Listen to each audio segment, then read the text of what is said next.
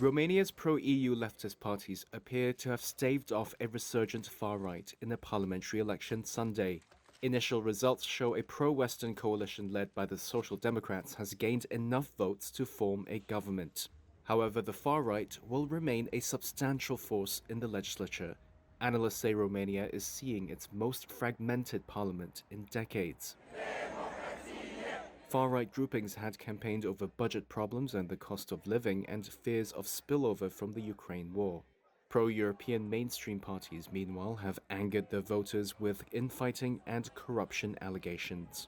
Prime Minister Marcel Ciolacu spoke to supporters in Bucharest.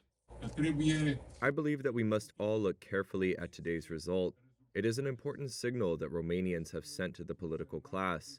In practice, let's continue to develop the country with European money, but at the same time protect our identity, national values, and faith. Meanwhile, the leader of Romania's hard-right alliance for Uniting Romanians, George Simion, claims the political establishment is guilty of an attack on democracy over the first-round presidential election.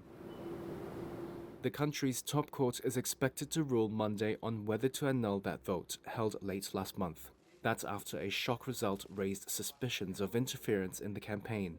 A far-right candidate, Calin Georgescu, emerged from relative obscurity to become the frontrunner in the poll. The result ushered in support for ultranationalist, hard-right parties, some with overt pro-Russian sympathies. Romanian authorities say they have found evidence of meddling by hostile actors, and the Constitutional Court is yet to validate the election. Sunday's vote was the second of 3 consecutive ballots for both a new parliament and a new president. Who gets to form the government will depend on who wins the presidential election, since the president designates a prime minister and the timeline for that is unclear.